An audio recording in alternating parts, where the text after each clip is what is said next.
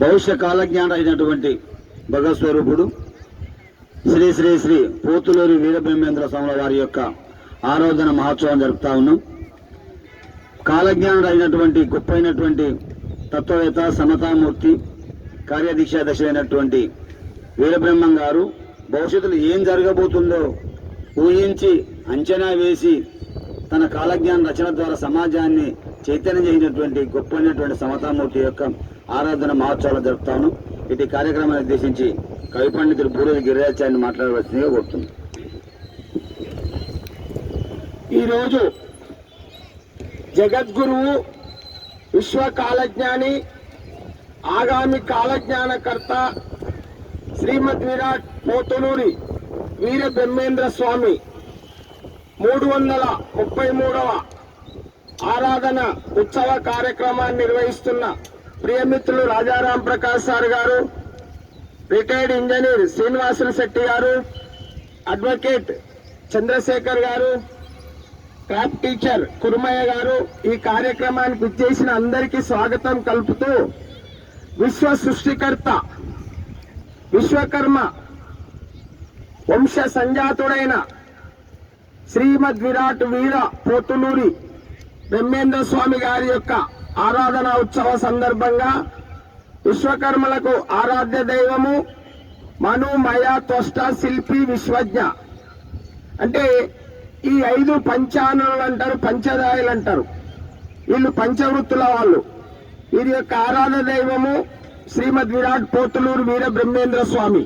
తను కూడా వడ్రంగి పని చేస్తూ జీవించాడు కందిమల్లయ్య పల్లెలో. శ్రీ వీరబ్రహ్మేంద్ర స్వామి చరిత్ర చాలా సుదీర్ఘంగా ఉంది. అయితే శ్రీ వీరబ్రహ్మేంద్ర స్వామి 1608 1693 మధ్యకాలం జీవించున్నాడు. 1608 వైశాఖ శుద్ధ ద్వాదశి నాడు జన్మించి 1693 కార్తీక ద్వాదశి నాడు జన్మించి 1608లో 1693 వైశాఖ శుద్ధ దశమి రోజు ఆయన సజీవ సమాధి పొందారు కందిమల్లయ్య పల్లెలో. దాన్ని ఇప్పుడు బ్రహ్మంగారి మఠం అని కూడా పిలుస్తారు. ఇది ఆంధ్రప్రదేశ్ జిల్లా, అంటే ఆంధ్రప్రదేశ్ లో కడప జిల్లాలో బ్రహ్మంగారి మఠం ఉంది. అయితే అక్కడ ఆయన వడ్రంగి పని చేస్తూ కొంతకాలం అక్కడ జీవించి అక్కడే సజీవ సమాధి పొందాడు. ఈయన 1608 కార్తీక శుద్ధ ద్వాదశి నాడు బ్రహ్మాండపుర నివాసులైన గంగా తీరంలో ప్రకృతాంబ పరిపూర్ణయాచార్యులకు జన్మిస్తాడు. వాళ్ళు సంతానార్థమై కాశీకి వెళ్లి అక్కడ నివసిస్తున్న సందర్భంలో కలలో శ్రీ మహావిష్ణువు నేను మీ కడుపులో జన్మిస్తానని వరమిస్తాడు. వాళ్ళు తిరుగు ప్రయాణంలో సరస్వతి నది ఒడ్డున ఆ అమ్మ ఒక బిడ్డను ప్రసవిస్తుంది. తర్వాత వెంటనే అంటే పరిపూర్ణాచార్యులు మరణించిన తర్వాత ఆ బిడ్డను దారి మధ్యలో అత్తి మహామునికి అప్పగించి ఆయమ్మ కూడా కాలం చేస్తుంది. తర్వాత కర్ణాటక చిక్బల్లాపూర్ పాపాగ్ని మఠ పీఠాధిపతులైన వీరభోజయాచార్యులు వీర పాపమాంబ వీళ్ళు కూడా సంతానార్థమై విశ్వకర్మలు అక్కడ కాశీ వెళితే అత్తి మహాముని ఆ సందర్భంగా వాళ్ళకి సంతానం లేదంటే ఈ బాలుణ్ణి అప్పచెప్తాడు. అప్పచెప్పే ముందు అత్తి మహాముని ఒక మాట అంటాడు, ఇతడు మహామహిమాన్వితుడు అంటే కారణ జన్ముడని చెప్తాడు, జాగ్రత్తగా పెంచండి అని చెప్తే వాళ్ళు ఆ అబ్బాయిని తీసుకొచ్చి వీరప్పయ్యాచారి వీరంబుట్లాచార్యని కర్ణాటకలో పాపాగ్ని పీఠం ఉంది, పాపాగ్ని మఠం, అదే విశ్వకర్మల మొదటి పీఠం. అక్కడ ఆయనను పెంచుతున్న సందర్భంలో వీరభోజయాచార్యులు మరణించిన తర్వాత తల్లికి నేను దేశాటన చేయాలని తల్లికి పిండోత్పత్తి విధానం గురించి ఆత్మజ్ఞానం గురించి అంటే ఇవన్నీ చెప్తాడు. అమ్మ నేను వద్దునైనా పీఠాధిపత్యం వహించామంటే ఆ అమ్మకు జ్ఞానోపదేశం చేసి పిండోత్పత్తి గురించి తర్వాత బుద్ధి ద్వారా కర్మ ఆత్మజ్ఞానం ఇట్లా అన్ని విద్యలు ఆమెకు చెప్పి తను దేశాటనం చేస్తూ ఎక్కడంటే బనగానిపల్లెకి ఇచ్చేసి అక్కడ అంటే సంగటి ముద్దను తీసుకొని అక్కడ వేంచేసి ఉంటాడు. అతన్ని గర్భిరెడ్డి అచ్చమ్మ చూసి ఎవరితాడంటే ఎవరో బాలుడు ఇక్కడ ఉన్నాడంటే ఆ అమ్మ పశువుల కాపరిగా నియమిస్తుంది అబ్బాయిని. రోజు సంగటి ముద్ద తీసుకొని పశువులను తీసుకొని రవలకొండ పోయి ఆ రవలకొండలో ఒక గుహలో కాలజ్ఞానం రాస్తుంటే ఆ అమ్మకు పశువుల కాపర్లు చెప్తే ఆ అమ్మ కూడా ఆయనను దర్శించి ఇతడు మహామహిమాన్వితుడని గుర్తించి ఆ అమ్మ కూడా యాగంటిలో అక్కడక్కడ కాలజ్ఞానం ఉపదేశం చేస్తాడు. ఆ అమ్మ కొడుకు పురుటి గుడ్డి బ్రహ్మానందరెడ్డి కూడా కళ్ళు ఇస్తాడు. ఈ విధంగా అక్కడక్కడ మహిమలు చూపుతాడు. తర్వాత ఆయన కాలజ్ఞానం రచించి అక్కడ తర్వాత కందిమల్లయ్యపల్లెకి విచ్చేసి అక్కడ కొంతకాలం వడ్రంగి పని చేస్తూ అక్కడ పోలేరమ్మ జాతర జరుగుతుంది. ఆ ఊరు పెద్ద కాపులు ఆయనకు చందా అంటే విరాళం ఇవ్వమంటే మేము విశ్వకర్మలో ఇవ్వము, ఆ రోజే ఇస్తానని ఆ రోజు పోలేరమ్మ ఉత్సవంలో ఆ పెద్ద కాపు రెడ్డి అంటే ఆయన పొగ తాగడానికి చుట్ట తాగడానికి పోలేరి నిప్పుదా అంటే సాక్షాత్ పోలేరమ్మనే నిప్పు తెస్తే ఆయనను చూసి వాళ్ళంతా ఆశ్చర్యపోతారు. ఇతడితో ఎవరో మహనీయుడని.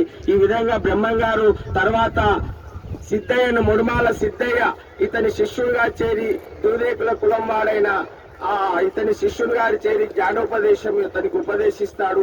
కనుక సిద్ధయ్య కూడా బ్రహ్మంగారికి అంటే సిద్ధయ్య వంటి శిష్యులు లేడు, బ్రహ్మంగారి వంటి గురువు లేడు.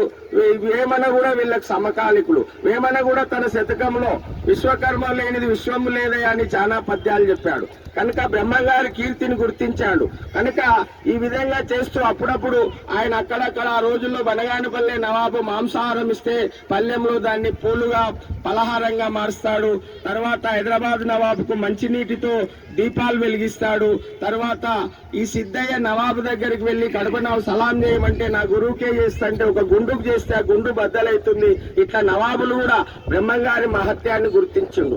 తర్వాత ఆయన చివరి దశలో బ్రహ్మంగారి మఠంలో తన నమ్మిన శిష్యుడైన సిద్ధయ్యను పూలకు పంపించి తను ఏమంటే వైశాఖ శుద్ధ దశమి రోజు సమాధిలోకి వెళ్లిపోతాడు.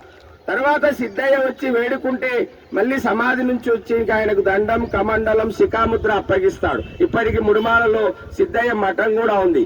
ఈ విధంగా బ్రహ్మంగారి చరిత్ర మన విశ్వవిఖ్యాత నట సార్వభౌమ నందమూరి తారక రామారావు ఆయన సినిమా తీసి ఆయన గురించి ఇంకా లోకానికి తెలియజేశాడు. కనుక బ్రహ్మంగారు రాసిన కాలజ్ఞానాన్ని కూడా సాంద్ర సింధు వేదం అని కూడా అంటారు. అంటే అదొక వేదంతో సమానం. ఈ రోజు ఏం జరిగిన విశ్వంలో ఆనాడే బ్రహ్మంగారు చెప్పిందనేది ఆనవాయితీ. కనుక బ్రహ్మంగారు చాలా విశ్వగురువు. కాలజ్ఞానం చెప్పిన ఆయన చెప్పినట్టు కూడా ఇప్పుడు కాలజ్ఞానం ఒక పక్క సైన్స్, తర్వాత మన తపశ్శక్తి గల సంపన్నులు చెప్పిన మాటలు కూడా జరుగుతాయనేది బ్రహ్మంగారు చెప్పింది. కనుక అటువంటి ఆ రోజుల్లో పల్లెటూరులో ఇప్పటికి సినిమాలు వచ్చినాయి. బ్రహ్మంగారి చరిత్ర చెప్తే ముందుగా ఆరింటికే నాటకాలు వేస్తే ఆరింటికే చాపలు పరిచి ఆ రోజుల్లో బ్రహ్మంగారి నాటకాన్ని మన తెలంగాణ ఆంధ్ర ఇప్పుడు అంటే ఉమ్మడి ఆంధ్రప్రదేశ్ లో యావత్ ప్రతి గ్రామంలో ఆనాటికి ఈనాటి కూడా బ్రహ్మంగారి నాటకాలు వేస్తున్నారు. కనుక అన్ని కులాలను సమానంగా చూసిండు, సమానత్వవాది. ఇంకొక విషయం కక్కయ్యకు కూడా జ్ఞానోపదేశం చేసిండు. కక్కడు కుండలీకరణ శక్తి గురించి భార్యను అందులో వెతుకుతే అంటే అవన్నీ ఉన్నాయని చూస్తే చివరికి కక్కనికి జ్ఞానోపదం చేసి కక్కని భార్యను బతికిస్తాడు. ఈ విధంగా సర్వమత కులాతీతలకు అతీతంగా అందరికీ జ్ఞానోపదం చేసిన మహనీయుడు శ్రీ వీరబ్రహ్మేంద్ర స్వామి. ఆయన చెప్పిన కాలజ్ఞానాన్ని ఆత్మజ్ఞానాన్ని అలవర్చుకొని జీవించాలని తెలియజేస్తూ ముగిస్తున్నాను.